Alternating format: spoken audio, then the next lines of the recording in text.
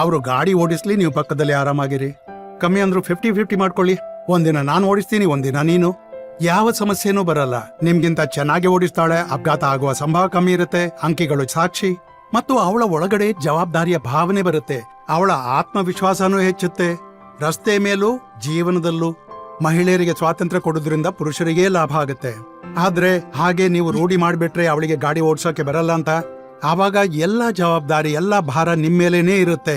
ಅವಳಿಗೆ ಓಡ್ಸೋಕೆ ಬರಲ್ಲ, ನೀವೇ ಓಡಿಸಿ. ಹಾಗಾದ್ರೆ ನಿಮ್ಗೋಸ್ಕರ ನೀವೇ ಜೈಲ್ ತಯಾರು ಮಾಡ್ತೀರಾ. ಇನ್ಮೇಲೆ ಏನ್ ಹೇಳ್ಬೇಕು?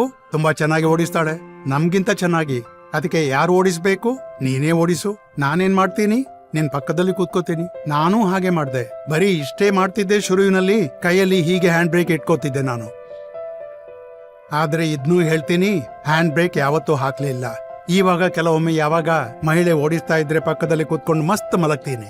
ಗೊತ್ತಿದೆ ಎಚ್ಚರದಿಂದ ಓಡಿಸ್ತಾಳೆ, ಮಲ್ಗೋಣ.